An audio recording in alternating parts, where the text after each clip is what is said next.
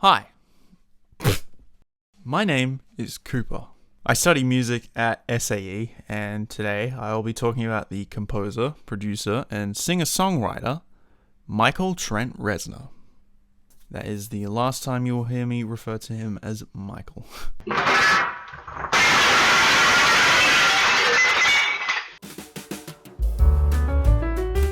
Trent Reznor is best known as the main brain behind the genre-defining and critically acclaimed band 9 Inch Nails, a band known and appreciated for many things, from their abrasive and experimental music to trashing equipment on stage. Over his career, Trent has carved out a very nice slice of the music industry pie for himself, and is seen very highly amongst many artists, even being inducted into the Rock and Roll Hall of Fame in 2020. Even though he is a definable artist, he doesn't pigeonhole himself into a certain lane.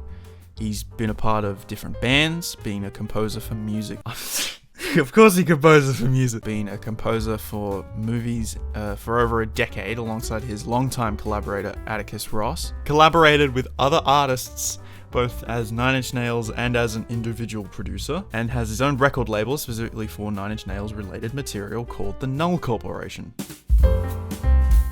Trent is someone who likes to experiment as much as humanly possible, from the strange instruments to unique recording methods. He has built 9 Inch Nails on the foundation of experimentation. Every single one of their albums, EPs, collaborations, and soundtracks are full of unique ideas and concepts within them.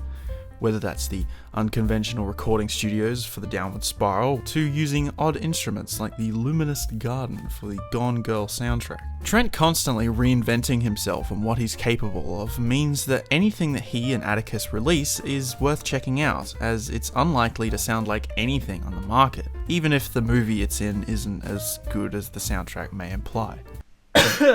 Another one of Trent's biggest attributes, and something that I and many others find really admirable, is how he does not compromise his art for the sake of pleasing others. He makes his albums the way he wants to, and will not compromise with others unless they agree with his vision.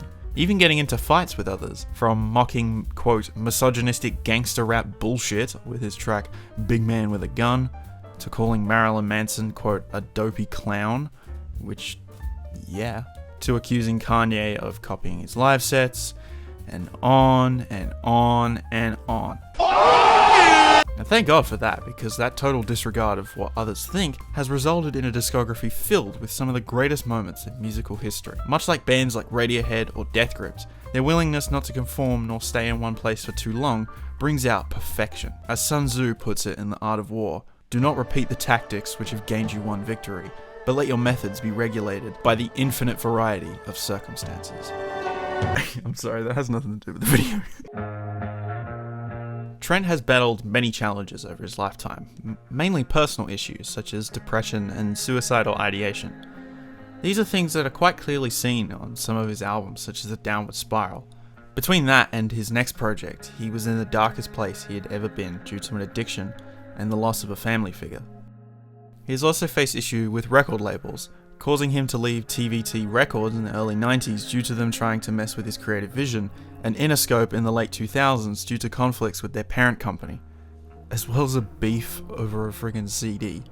He has for the most part brute forced his way through these challenges, and has even ended up writing some of his most iconic material during these times of extreme hardship, such as his album The Fragile. He's also created his own record label so he can personally manage what music he releases and the merch that surrounds it, bypassing future issues.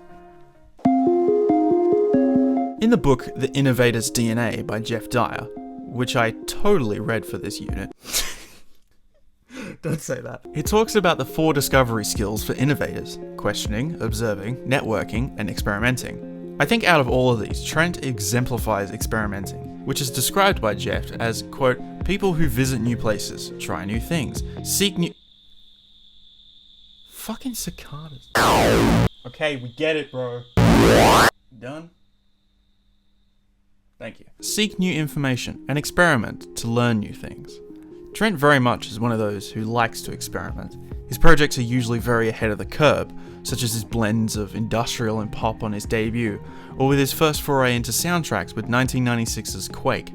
At the time, a soundtrack that was much more focused on the ambience rather than blood-pumping metal tunes was a very new idea for the first-person shooter genre in the 90s, and would later inspire soundtracks for games such as Doom 64 and Doom 3.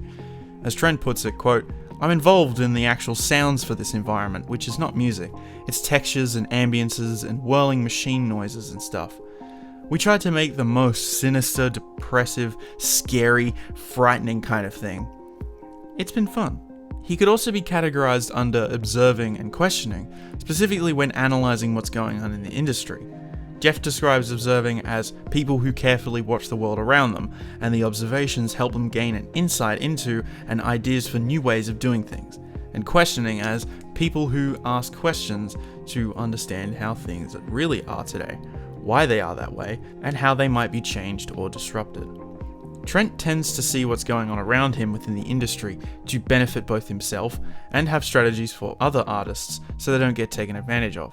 His passion for preserving art and music sees him doing things to challenge the industry, and by doing that, creating a discussion around him. My future vision is to become a solo artist who, for the most part, self-produces projects, as well as being the director behind them, not letting others get in and potentially ruin it for the sake of profit.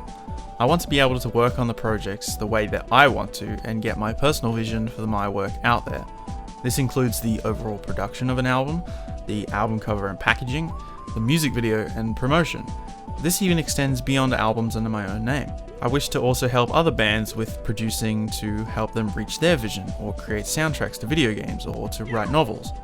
Another thing I wish to follow in Trent's footsteps is with preservation of physical media, such as vinyl, cassettes, CDs, so on. As the industry continues, the artistry of an album is something that is slowly becoming less and less important as music progresses, despite the fact that it is a huge factor into what makes albums incredible, and not just how good it will work in, your shitty sex playlist. The preservation of someone's art should be the focus of the industry, and the music should be treated the same way as things like paintings or statues.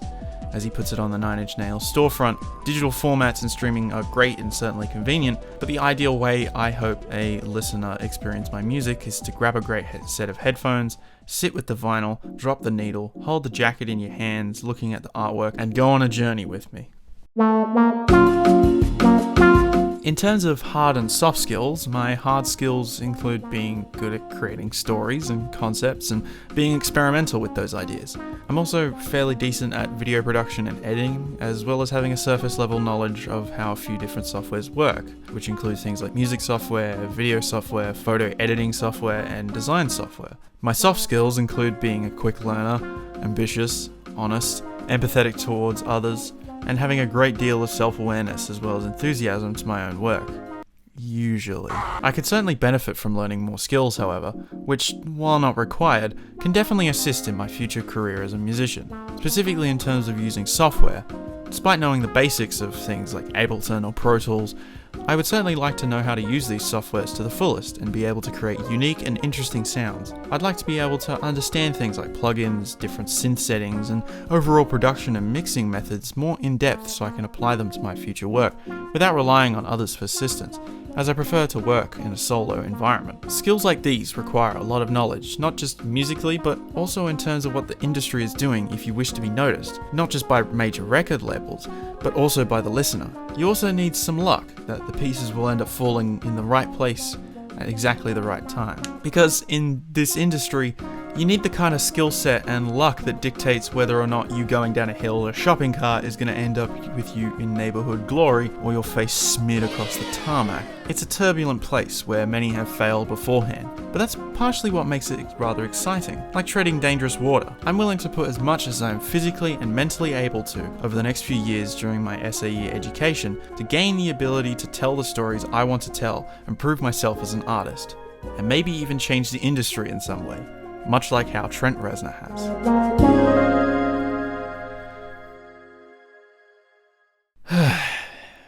That's the end of the seminar.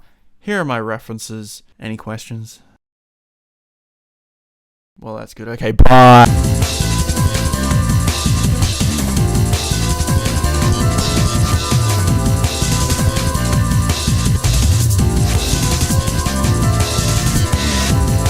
I just run into things. And